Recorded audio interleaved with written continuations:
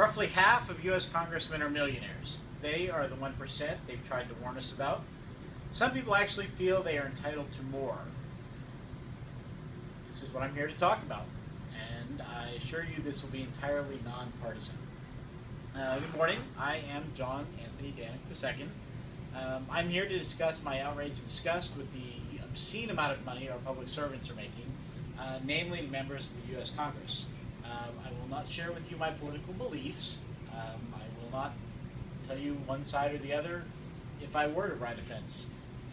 You will simply be given facts and my outlook on the amount of money that is taken in every single day by our public servants.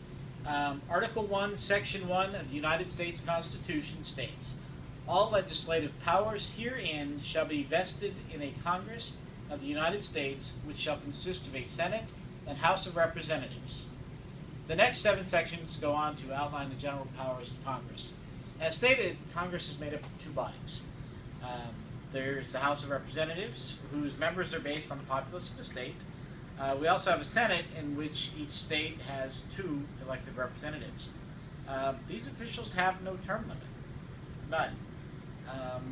Unlike our president, who traditionally works 2 terms, 4 years apiece, these folks are able to be in their offices as long as they want to be. The New York Times tells us that, as a matter of public record, there's a gentleman named Bill Dingle who has served nearly 60 years in the House. He was around during Dwight David Eisenhower. He was in his seat when John F. Kennedy was killed. Mr. Dingle sits in the same seat occupied by his father. Nepotism? Nepotism, aristocracy is what it sounds like to me. Kings, dukes, princes. Let's just pass it on from generation to generation. One of the perks of being a congressman is that you get to decide your own salary. So we'll talk about that. You also get to decide your own benefits, which are fairly awesome. That's not why we're here today. We're going to talk about the salary. The chart salary of a U.S. congressman is $174,000. With benefits and expenses, that number does, however, go up.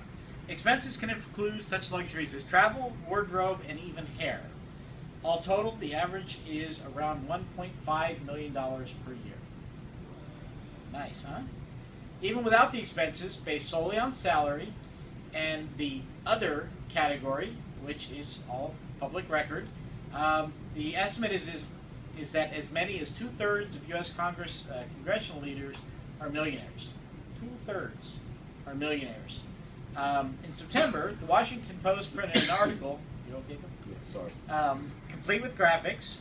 This article was written by a gentleman named Timothy Lee.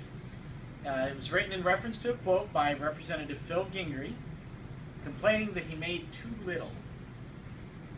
It is borderline satire that Congress should really make more. This is based on a salary of other America's elite, and if congressmen made more, Mr. Gingrey tells us, they would be more honest. So you have to pay for honesty. Exactly.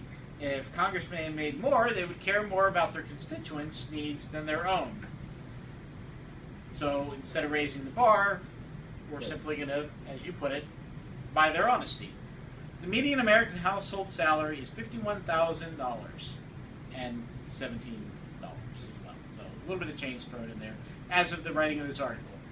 How can they possibly understand the needs or wants of these constituents, or we the people? Isn't it time to get rid of the greed instead of rewarding it by putting more money on it in its direction, throwing it at it? Get these leaders in tune with their constituents, or we the people. I say that we can set some term limits. That's huge.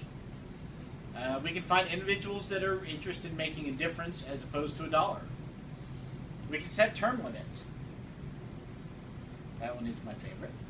And we cannot allow them to make laws that they can place themselves above. Even currently, they're writing laws and allowing themselves to be the exceptions to them. Huge for each one of us is to study the Constitution. The United States Constitution is there for all of us to read. And that allows us, we, the people, to not be led around by a group of people that pretend to have our best interest in heart. Inform yourselves. What I've talked about today really is I've tried not to get into about parties. It's not been about beliefs one way or the other. I've just tried to present facts. The facts that 99% of us should pay attention to. I say 99% because our Congress, our best buddies in Washington, are millionaires. Kind of makes you want to run for office. And nice, huh? Being a millionaire in America makes you part of that 1% we are told to look out for.